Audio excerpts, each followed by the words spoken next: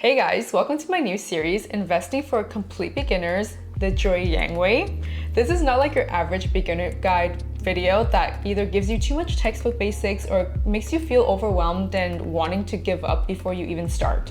My goal in this beginner investing series is to make all of you take action right after watching my tutorial. So our first tutorial is on how to read stocks. To be clear, I want to make sure that you leave this video with 2 actual investing skills. 1, when you look up a stock chart, you know how to read it and how to make sense of it. 2, you know how to read the essential financial data about a company and its stock. And with these 2 skills, you will be able to have a very basic understanding of whether a stock is a good investment to buy or you should avoid it. If you are ready to learn, make sure to bookmark or save this video, take screenshots whenever you need to, and best if you can have your computer by your side to get your hands on actual practice. Oh, I forgot to mention the most important step. My editor just asked me to remind you guys, don't forget to like this video. It's a free way to support the channel and it means a lot for the hard work that we put into this video. For this tutorial, we'll use Yahoo Finance because it's free, beginner friendly, and it shows you everything you need to know in one place. If you have your computer with you, go ahead and type finance.yahoo.com into your browser. You should see a search bar right at the top of the home page. To look up any stock, simply type the company name or its ticker symbol. A ticker symbol is basically a short abbreviation for the company's name. For example, AAPL is Apple and Coca-Cola is KO. And if you're searching for Canadian companies like TD Bank, you'd have to put .to at the end or Enbridge.to. Once you search, click on the correct result and it'll take you straight to the company's stock profile page. At first glance, you'll see 3 main areas on this page. At the very top, you'll have the current stock price and the price movement today. Right below that, you'll see a chart that visually shows the stock price's performance.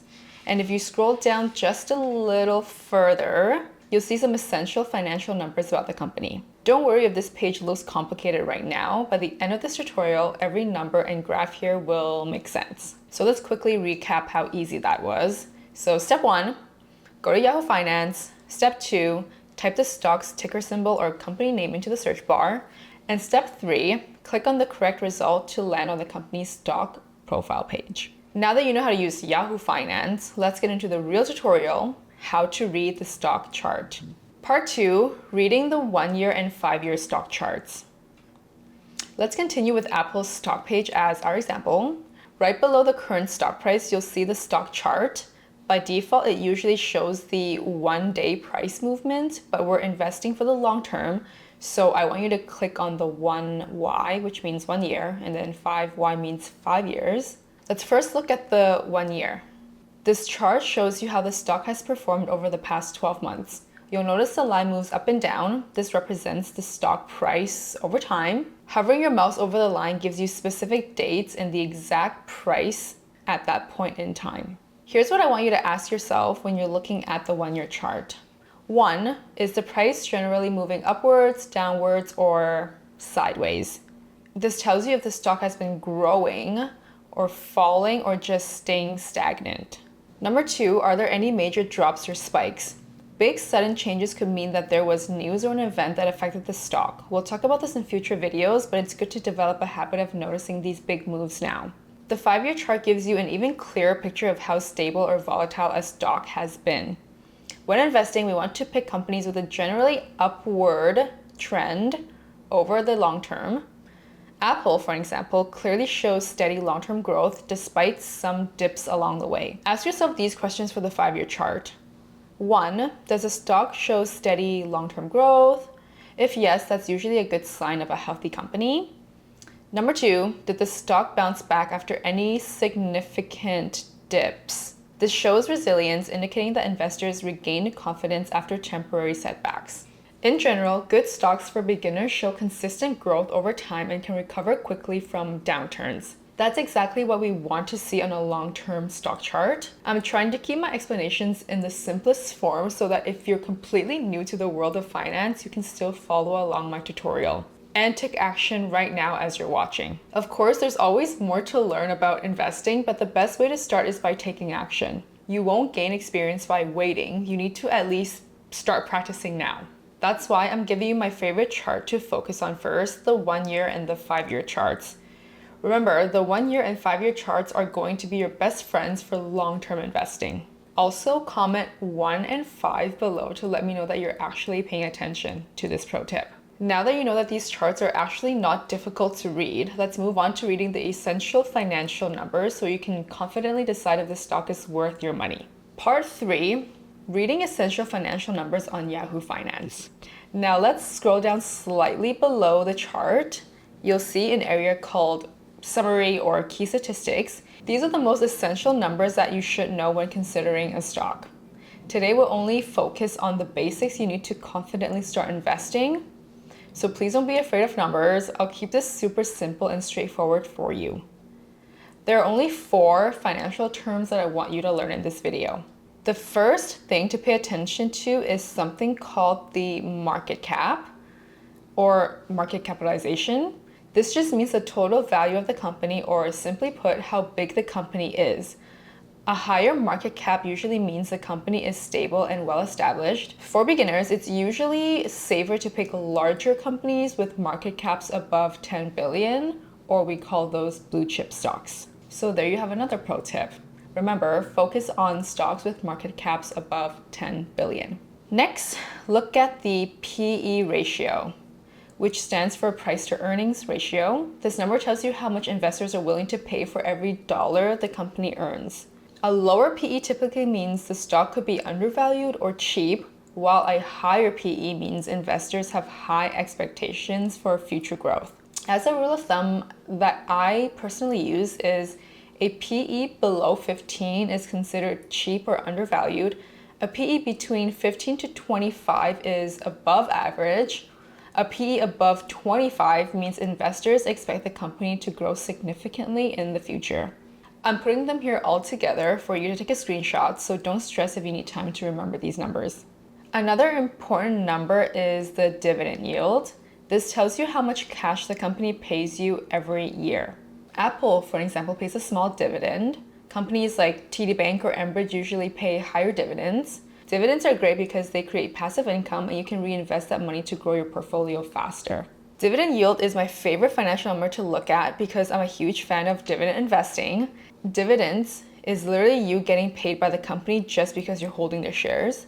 Not all companies reward their shareholders. So if you are interested in companies that I'm investing in, make sure you're following me on Blossom. If you haven't used Blossom, you can download this free app in the description below. Lastly, let's look at the 52-week range. This shows the highest and lowest price that the stock has been in the past year. It's useful to see where the current price is within its range. If the price is closer to the lowest point, it might be undervalued or on discount. If it's closer to the highest point, it might be expensive. To recap, when looking at these key numbers, ask yourself, does the company have a large market cap? Is the PE ratio reasonable or does it look too expensive? Does the company pay dividends? And if so, how much? What is the current price compared to its 52-week range? Again, you can take a screenshot of this recap that I put together on the screen here. If you're still with me, post your screenshots on your Instagram stories and tag me to let me know that you're learning. By now, you've learned how to quickly read the essential financial stats of a company. With practice, you'll be able to evaluate stocks in minutes and make smarter investing decisions. Next, let's wrap this up with a simple checklist so you know exactly what to look at before deciding whether a stock is a buy or a pass. Part 4, a simple checklist to decide if a stock is a buy or a pass. Now, to make your life easier, I'm going to give you a simple 4-step checklist. Every time you look at a new stock, quickly go through these steps to decide if it's worth investing in. Step 1, check the long-term charts. Ask yourself, over the past 5 years, has the stock generally gone up? A good stock usually shows consistent growth over time. Remember, the 5-year chart is your best friend here. Step 2, check the market cap. Is the market cap above $10 billion? Bigger companies are usually more stable and safer, especially if you're new to investing. Step 3, evaluate the PE ratio. Is the PE ratio reasonable? Aim for stocks with a PE ratio between 15 and 25. Below 50 might be undervalued, and above 25 could indicate high growth expectations. Step 4, dividend yield. This is optional, but I recommend this step for anyone interested in getting more money from your investments. Does the company pay dividends? This isn't mandatory, but dividend paying stocks reward you for holding them. And if you can use that cash to reinvest your portfolio, it'll grow faster. If a stock checks off at least 3 out of 4 of these criteria, it's probably a good investment to start with as a beginner. Here's your checklist summarized on the screen. Take a screenshot and keep it handy when you're evaluating stocks. And that's it. You've just learned exactly how to read a stock chart and evaluate the basic financial data. Investing really doesn't have to be complicated. You can bookmark this video or save it in your YouTube playlist so that you can always use this for a quick revision. Comment down below to let me know what's the next topic that you would like me to cover in the Joy Yang's beginner tutorial style. If you can't think of any, I have 2 options here. Let me know which one you prefer to see next. 1, how to create an investing watch list, or 2, how to find stocks to invest in.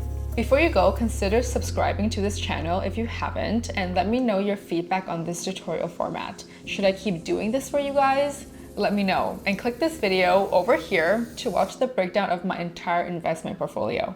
See you in the next video!